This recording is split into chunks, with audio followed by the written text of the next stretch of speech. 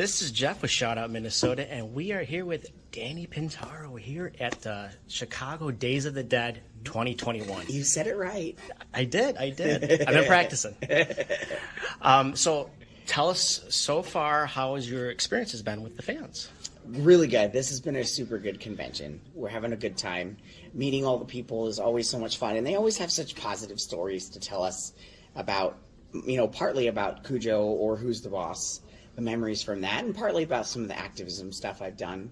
So it's always just a refreshing weekend to sort of feel good about yourself and meet some new people. And the husband got to come to this one, so he was having a really good time, enjoying watching everyone and getting to experience sort of, he doesn't, because our relationship doesn't really have much of that in it on a daily basis. So when he gets to enjoy it and like, these people really love you, it's just fun. It's fun for him. Fantastic. Yeah. They've had a lot of things going on here, including the costume contest, which you were mentioning. Tell us a little about that. You get to see some of that, right? Yeah, it was fun. Every convention I do, I love to go to the costume contest, and I sneak in as like a secret judge, and I just love it. They're so good. Some of these kids go, the costumes just from head to toe are completely handmade. And I love that. And that's usually who we give the award to, whoever spent the most time on the costume. So it's so much fun. Now, going back to what you were saying before, reminiscing, obviously Who's the Boss was a huge role for you. Tell us your experience, how you landed the role, and then as the course has gone on through the years, how your relationship with everybody is on the show. Yeah. Okay. Well, got the role is really easy. I had just done Cujo, and the producers of Who's the Boss had seen me in Cujo and asked me to audition for Who's the Boss. And when I went in for the audition, Tony and Judith were there, and they were auditioning with the kids, but they'd been there all day. So they were just paraphrasing the lines from the pages that we'd had. And like halfway through the audition, I stopped and I said, "I'm sorry. Can you please read the script as it's written?" That's how I memorized it. And they were just so dumbfounded that this little kid had the balls to tell Tony Danza and Judith Light to do their job better, that it was precocious enough and got me the job. So I did that. Relationships are okay. When you look back on it, it was a job. And so we kept in touch for a bit after, like right after, but we're going on 25 years now since this ended. So I keep in touch with Alyssa the most. I text with her every now and then. If I have to get a hold of Tony or Judith, I can, but it's not like I contacted Judith when the Versace thing came out, and I said, "You were just wonderful." And she said, "Thank you." But that's about as extensive as it gets. But Alyssa and I text more often than that. She's so amazing. What are you doing now? What are some of the things that you're currently involved in? I live in Austin, Texas. We say we live in Austin, not Texas, because they are not the same.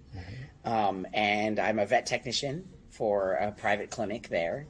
And I teach 4 acting classes on the side and work really hard. And it's a good life with the husband and the dogs, and everything's great. It's really great. Fantastic. Yeah. Childhood actors tend to have a lot of, how would you say, hard time. Yeah, to say the least. I don't know if it's just in general with life or just in general as growing up, being a childhood actor. With your experience, tell us how it was for you. Not even close to that. And I think there's a big reason, which is that most child actors, when they're working consistently, are probably enrolled in some high school or grammar school somewhere. They get some work from the teacher, and then there's a set tutor, and they always have a set tutor, and you do the homework with the set tutor as often as you can. But when you're on set and you're working, that can be like 5 minutes here, 10 minutes there, and you just never get the actual school experience. And by the time I was doing the show, we had already started to see the downfall of some of the kids. So my parents had this great idea, which was they said to the producers of Who's the Boss, either you let him do this or we're not coming back next year. And we arranged it where I went to this private high school in Los Angeles in the mornings, and then I would go to work after. So they would skip all of my scenes until I got there later in the day. Okay. And the reason that was amazing is, number one, I'm actually in school learning. And number two, the day after the show ended, all I did was go to school the rest of the day. Nothing changed. But for all of those child celebrities, the show ends or the movie, whatever it is, they have this downtime where their career is stalled. They didn't go to school, so they don't even have a high school diploma or maybe a GED, if anything. They have no idea what to do with themselves, and there's no direction, and then you get into the wrong things, and things go downhill from there. Family time. I mean, how much family time do you get? I mean, during the day? Yeah, no, and that's the hardest part for sure as well. But it's really that moment of like, I thought this is what I was going to do for the rest of my life, and now that it isn't, I have nothing, and the parents didn't plan it far enough ahead to make sure that they had something to fall back on.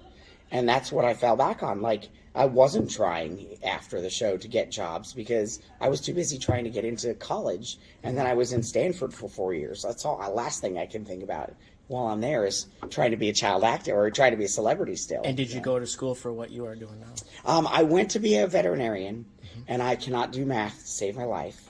So it was very upsetting. So I decided I'm at Stanford. I have to graduate from Stanford. So I went into the drama major, but I was a directing focus. So I was still doing what I loved, but on the other side, and loved that so much. And it was a wonderful experience. And I can say I graduated from Stanford University, Yeah, absolutely. It's a great school. Have producers or directors approached you about any roles? Not really. I mean, here and there, once in a very blue moon, but not much. And I think it's mostly because I don't live in LA.